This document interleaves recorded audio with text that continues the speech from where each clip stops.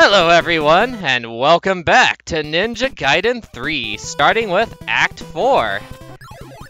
Joining me today is Skyzo. How you doing, buddy? I'm doing well. Hello, YouTube. It's been a while. And something I wanted to share before we started talking about the stage itself. There was a really important change in the from the Japanese version that I wasn't aware of until today. Mainly, they messed with the orb placements too. And I don't mean just a little, I mean a lot. They shuffled items around, they took out orbs that were in the Japanese version, and most importantly, they were way more generous with all these super items than they were in the American version. Like, you had dragon spirit swords, you had extra lives, energy potions. Most importantly, you had invincible fire wheels. Like, you know Act 3 with all the fish, and you said it looked cluttered? Yeah. Well, it was just as cluttered in the Japanese version, but near the very start, you had an invincible fire wheel and plenty of orange ninpo, so you more or less just charged through all the enemies. It was cluttered because it was designed with that in mind. Whereas in the US version, well, things got a little trickier. Right, that's interesting.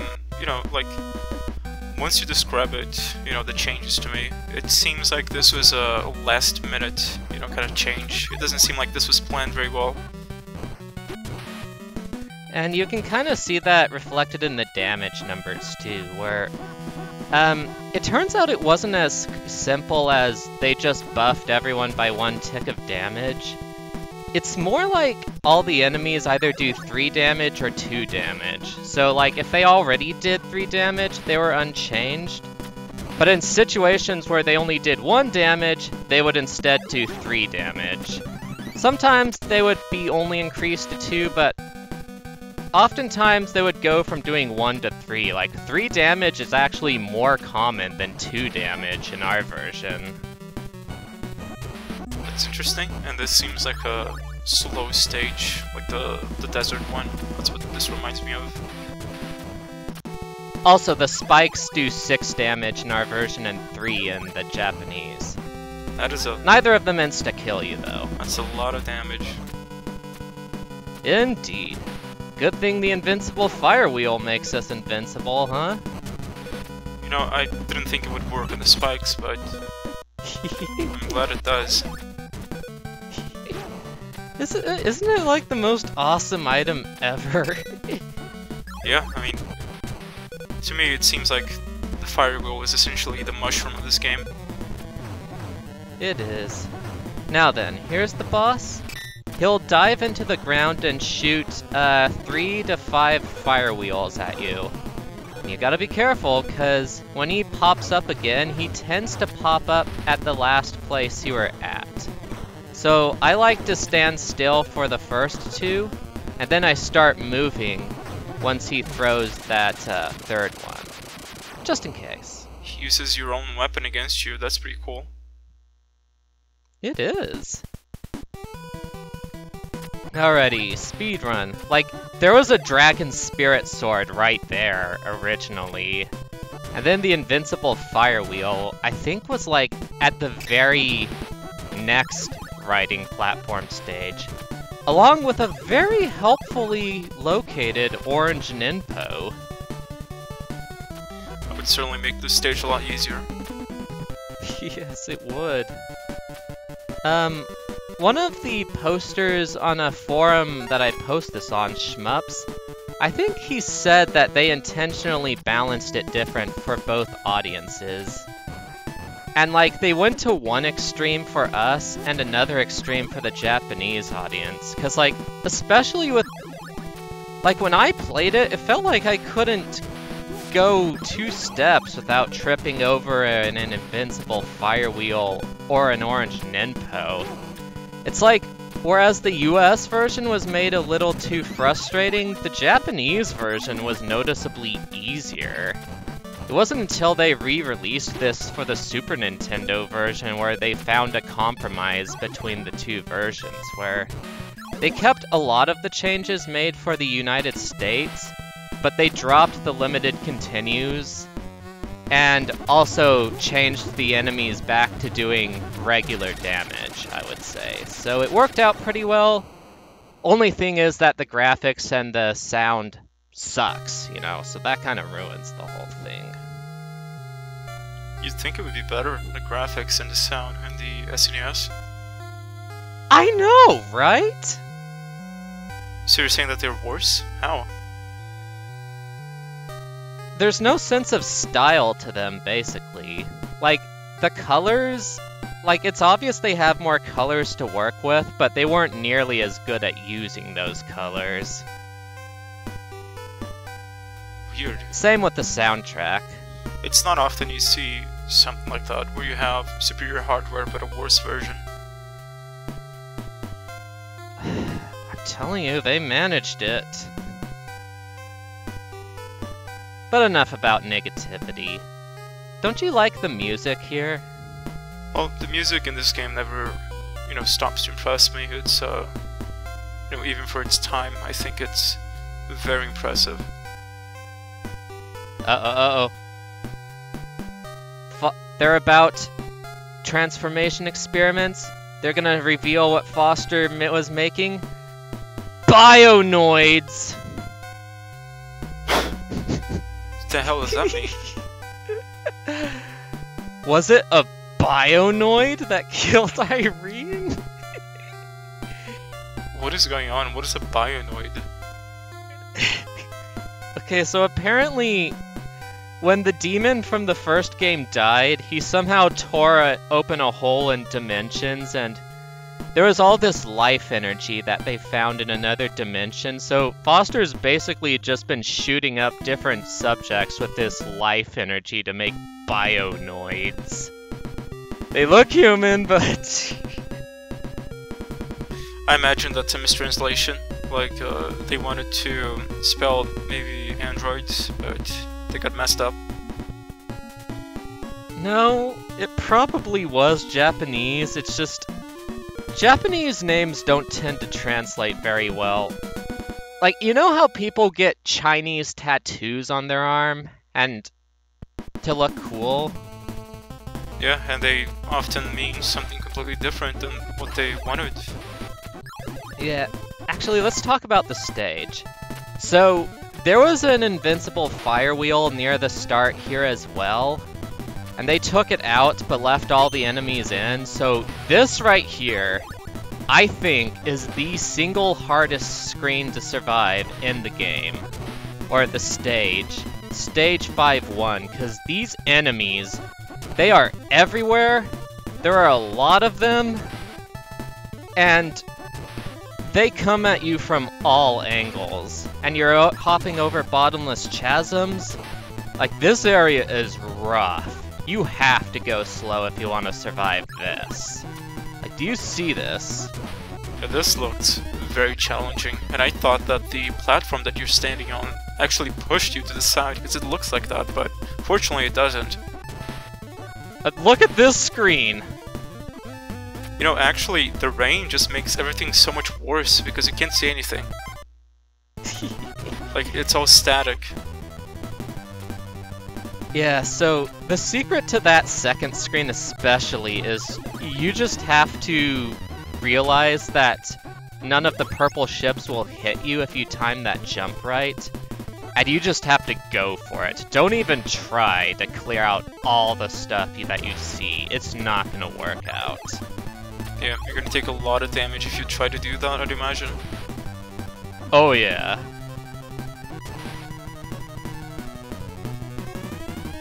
So... oh, there's another of those tricky spots. Immediate ambush. That doesn't seem fair. Well, you had an invincible fire wheel in the Japanese, but not here. Yeah, as I said, it doesn't seem like they planned it out very well. They rolled out last minute changes like these. Yeah. Which is probably why they removed the damage buff when they repackaged it for SNES.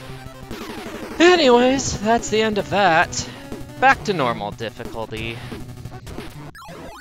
Right, the whiplash on the stage is very apparent. Like, this is nothing like what we just experienced. Yeah. So, back to the Bionoids thing. So Chinese tattoos, they look really cool and you get them on your arm, but if you actually know what they mean, it's the most mundane things like life, water, fire. Like, you showed it to an actual Chinese person and they'd be like, okay, not sure why that's cool. Know what I mean? Yeah, it's essentially if you tattooed, you know, life and whatnot, but, you know, in regular English, it doesn't seem as impressive. Exactly. Which is why when you look at competent localizations, they often change the proper nouns to something that sounds appropriately impressive. So, like, you take a name like Bionoid, and a Japanese person would be like, ooh, Bionoid! That sounds cool, whereas to us, it's just like,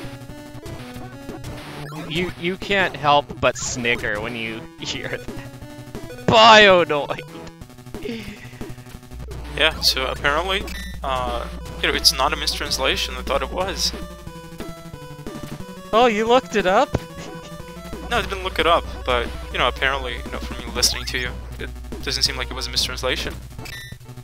I mean, I don't know for sure, but like, the translations for these games in general are a little literal, like a little overly formal, as most old translations were, so I would not be shocked at all. I'll make an annotation of it once I confirm it. Right. Anyways, here's an invincible fire wheel, and here is the long-awaited confrontation. A little too late on that fire wheel. Would have been more helpful if we got it earlier. Well, it's helpful for the boss. Oh, I didn't know it lasted, you know, past cutscenes. It does. Also, apparently, Ryu's body is just made of harder stuff than a regular human if Foster is to be believed. That's strange. Anyways, yeah, here's where taking shortcuts in the artwork can sometimes really work against a scene. Because, like, that shoulder buddy thing isn't too offensive, but there's another drawing later that just about ruined the entire scene for me. You'll see what I mean. Yeah, I don't know about this art direction. Like, some things seem to be missing, but so far it's not terrible.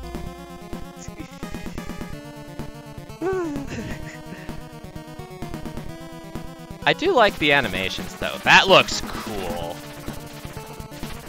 Looks very epileptic, though. Actually, yeah. I should include a warning about that before that happens. Yeah, you can't be too safe. Anyways, here's the boss.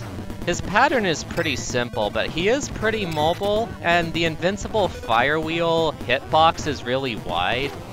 So oftentimes I'll accidentally run into the boss and make it disappear, even though it didn't look like I was near him. So you gotta keep some distance as you're pursuing him. It looked very simple.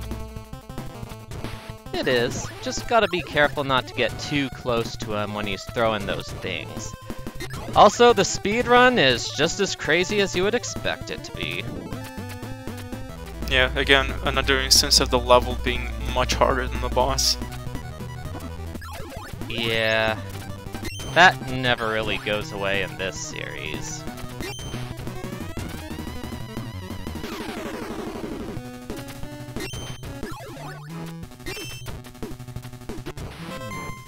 What else to talk about? Do you have any more questions, Skyzo? Well, I do wonder what what were you talking about on the cutscene? Like, I want to see that. It'll come later, after the boss is killed. Oh, that's gonna be something. So, now what else to talk about? Oh yeah, they also tweaked the AI on a few enemies. Like, there are some little pod enemies that we saw on this stage and also in Act 2 where they start jumping around if you get close to them. In the Japanese version, they let you get a lot closer. Or at least they worked differently so that they weren't reactive, they just started moving after a certain time of being on screen. So, in effect, you just had a lot more time. So, little tweaks like that are also common. Well, not too common, but they happen in this version. And now for the cutscene we've all been waiting for.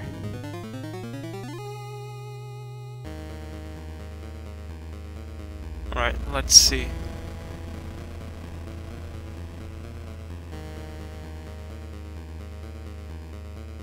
Uh-oh. What's Clancy doing here? I have no idea. And there it is!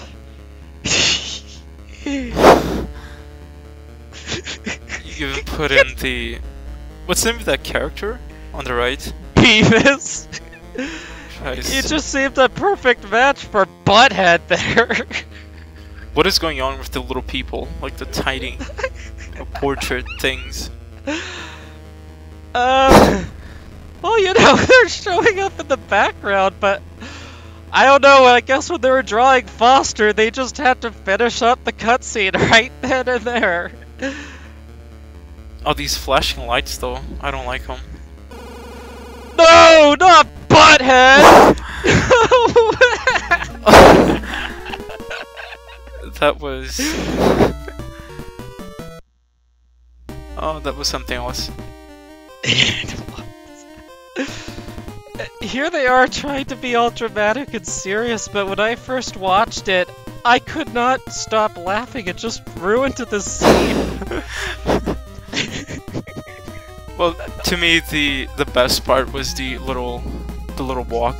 That was so funny. Also, what is up with the flashing lights?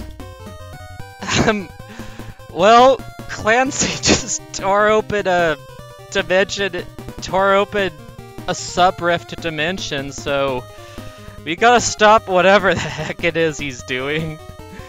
He opened up a portal to the seizure dimension. Yeah.